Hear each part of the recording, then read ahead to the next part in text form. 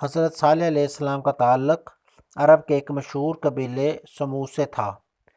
قوم سمود کا آغاز قوم عاد کے ان لوگوں سے ہوا جو حضرت ہود علیہ السلام پر ایمان لائے اور جنہیں اللہ تعالیٰ نے آندھی کے عذاب سے بچا لیا تھا۔ قوم سمود کو عاد ثانی بھی کہتے ہیں۔ اللہ تعالیٰ نے اس قوم کو بہت سی صلاحیتیں عطا فرمائی تھی۔ وہ پہاڑوں کو تراش کر شاندار محل بناتے تھے۔ اللہ تعالیٰ نے انہیں مویشی، بیٹے، باغات اور چشموں جیسی بہترین نعمتیں عطا فرمائی تھیں۔ قوم سمود نے بھی ان نعمتوں پر اللہ تعالیٰ کا شکر ادا کرنے اور اس کی عبادت کرنے کی بجائے کفر و شرک کا راستہ اختیار کیا اور اپنی طاقت پر تکبر کرنے لگے۔ اللہ تعالیٰ نے قوم سمود کو سیدھا راستہ دکھانے کے لیے حضرت صالح علیہ السلام کو رسول بنا کر بھیجا۔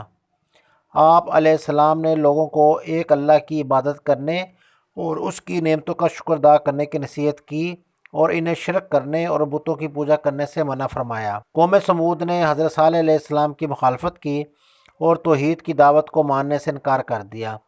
ان لوگوں نے آپ علیہ السلام پر طرح طرح کے اعتراض کرنے شروع کر دیے۔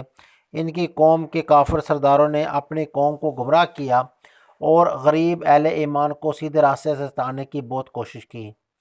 قوم سمود نے حضرت صالح علیہ السلام سے ایک عجیب و غریب مطالبہ کر دیا اور کہنے لگے کہ اگر تم اللہ تعالیٰ کے سچے رسول ہو تو کوئی نشانی لے کر آؤ۔ ان کا مطالبہ یہ تھا کہ ان کی آنکھوں کے سامنے پہاڑ سے ایک زندہ اونٹنی نکلے جو بچہ پیدا کرے، تب وہ حضرت صالح علیہ السلام کو اللہ کا رسول مانیں گے۔ حضرت صالح علیہ السلام نے اللہ تعالیٰ سے دعا مانگی تو اللہ تعالیٰ نے انہیں یہ معجزہ عطا فرمایا اور پہاڑ سے ایک زندہ اونٹنی نکل آئی جسے قرآن مجید نے اللہ تعالیٰ کی اونٹنی کہا ہے۔ یہ اونٹنی ان کے لیے ایک آزمائش بنا کر بھیجی گئی تھی کہ وہ اتنا بڑا معجزہ دیکھ کر بھی ایمان لاتے ہیں یا نہیں، مگر اس معجزے کو دیکھنے کے بعد بھی قوم سمود کے چند ہی لوگ حضرت صالح علیہ السلام پر ایمان لائے۔ حضرت صالح علیہ السلام نے قوم کو خبردار کیا کہ یہ اللہ تعالیٰ کی اونٹنی ہے، تم لوگ اسے کوئی نقصان نہ پہنچانا۔ اگر تم نے اس اونٹنی کو نقصان پہنچایا تو تم پر اللہ کا عذاب آ جائے گا۔ حضرت صالح علیہ السلام نے اپنی قوم کو نصیحت کرتے ہوئے فرمایا، اے میری قوم، تم اللہ کی عبادت کرو، تمہارا اس کے سوا کوئی معبود نہیں۔ یقیناً تمہارے پاس آ گئی ہے تمہارے رب کی طرف سے واضح دلیل، یہ اللہ کی اونٹنی ہے جو تمہارے لیے ایک نشانی ہے، تو تم اسے چھوڑ دو تاکہ وہ اللہ کی زمین میں کھاتی پھرے اور اسے برائی کے ارادے سے ہاتھ نہ لگانا، ورنہ تمہیں دردناک عذاب آ پکڑے گا۔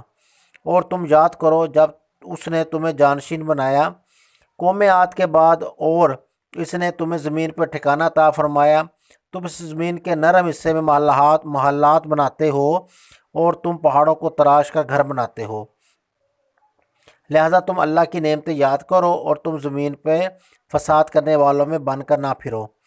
قوم سمود کے لیے پانی حاصل کرنے کی جگہ ایک کنواں تھا جہاں سے سب پانی پیتے تھے۔ حضرت صالح علیہ السلام نے قوم اور اللہ کی اونٹنی کے درمیان پانی پینے کے دن مقرر فرما دیے۔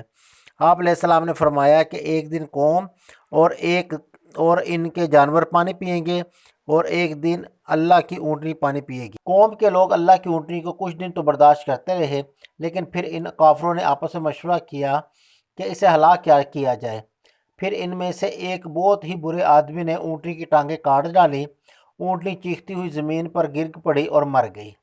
اونٹنی کا بچہ یہ منظر دیکھ کر گھبرا گیا اور بھاگ کر پہاڑ پر چڑھ گیا، پھر وہ چیختا ہوا پہاڑ میں غائب ہو گیا۔ حضرت صالح علیہ السلام نے قوم سے فرمایا کہ تمہارے لیے 3 دن کی مہلت ہے، تم کچھ اور مزے کر لو، پھر اللہ کا عذاب تمہیں گھیر لے گا۔ 3 دن بعد اللہ تعالیٰ کا عذاب ایک بہت تیز آواز اور زلزلے کی صورت میں آیا جس نے تمام کافروں کو ہلاک کر دیا۔ اپنی طاقت پر اترانے اور غرور کرنے والے یہ لوگ اپنے گھروں میں بے بسی کی حالت میں مردہ پڑے رہ گئے۔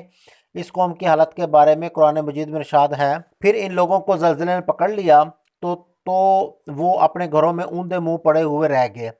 پھر صالح علیہ السلام نے ان لوگوں کی طرف سے منہ پھیرا اور فرمایا، اے میری قوم، یقیناً میں نے تمہیں اپنے رب کا پیغام پہنچا دیا تھا اور میں نے تمہیں خیر خواہی کی تھی، لیکن تم خیر خواہوں کی کو پسند نہیں کرتے۔ قوم سمود کے وہ خوبصورت گھر اور عالی شان محلات جن پر انہیں بہت ناز اور گھمنڈ تھا، اللہ تعالیٰ کے عذاب سے کھنڈرات اور ویرانے بن گئے، گویا ان میں سے کوئی رہا ہی نہیں۔ یہ کھنڈرات آج بھی موجود ہیں اور لوگوں کے لیے عبرت کا نشان بن